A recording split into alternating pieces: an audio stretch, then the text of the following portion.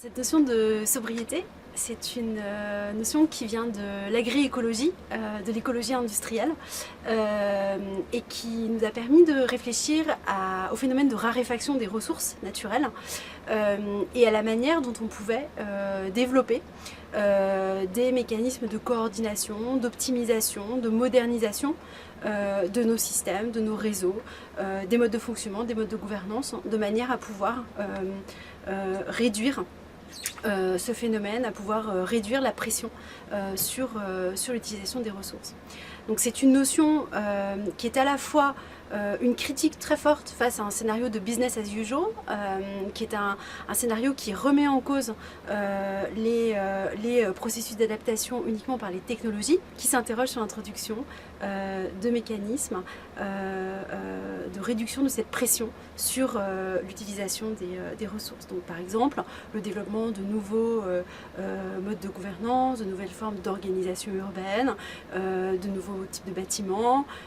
mais aussi des formes d'organisation, de calcul de la rentabilité, des business models qui permettent à la fois aux entreprises, aux associations, aux collectivités, aux organisations politiques de penser l'adaptation à ce phénomène de raréfaction des ressources et de peser moins sur ces dispositifs. Mais c'est aussi un positionnement par rapport aux théories sur la décroissance, puisque cette approche par la sobriété ne remet pas en cause un idéal de progrès, mais tente, à travers l'invention, le développement de ces mécanismes d'adaptation, de concilier cet idéal de progrès avec une pression moindre sur les ressources, voire des phénomènes de rupture qui permettent de remettre en cause leur épuisement.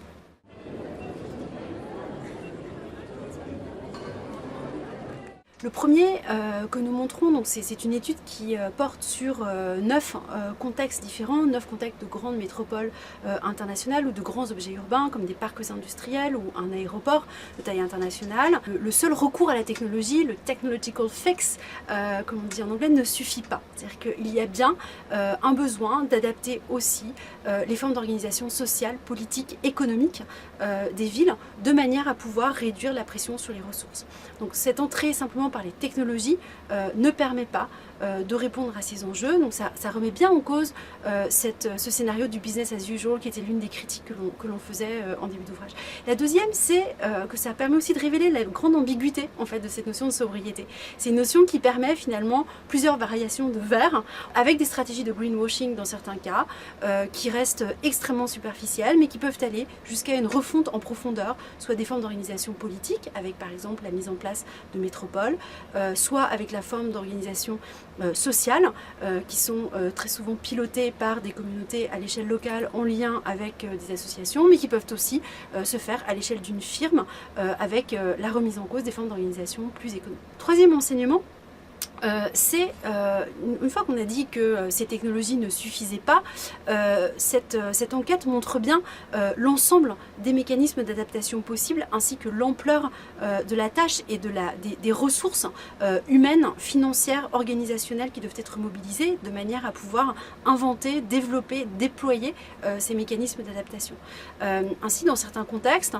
eh bien, on va plutôt répondre par la refonte, par exemple, d'une organisation politique avec un passage de la ville à la métropole qui va permettre d'intégrer l'ensemble des franges métropolitaines mais aussi des communes périurbaines dans la structuration et la réorganisation des réseaux et de la gestion des services urbains. On peut avoir un autre résultat possible qui est de montrer là aussi le rôle d'acteurs que l'on suspectait comme étant des acteurs moteurs de ce processus, que ce soit des associations, que ce soit les firmes, les entreprises ou encore les villes. Mais l'un des résultats vraiment marquants de ce travail, c'est de montrer au final la pertinence de l'échelle nationale pour organiser les choix, les priorités, définir les priorités qui vont permettre, qui vont rendre possible la mise en place de ces mécanismes d'adaptation. À la fois pour concilier les territoires urbains avec les territoires ruraux, pour repenser des mécanismes de péréquation territoriale et sociale, et pour introduire une dimension de justice sociale à l'échelle de ces différents territoires. Et donc c'est principalement à l'échelle des territoires nationaux que vont se faire ces discussions, ces délibérations, ces négociations entre différents types groupes d'intérêt, avec des scènes qui vont se déployer soit dans le cadre des scènes représentatives traditionnelles, les parlements par exemple, c'est ce qu'on observait dans le cas des Pays-Bas. Ça peut être des négociations avec des groupes d'intérêt type stratégie d'influence que l'on va voir se développer, mais ce peut être aussi des formes de délibération, de débat public qui sont très certainement à inventer, comme on a pu le voir avec des expériences comme le Grenelle de l'environnement par exemple au cas français, mais qui peuvent donner lieu à d'autres formes de débat public à l'échelle nationale.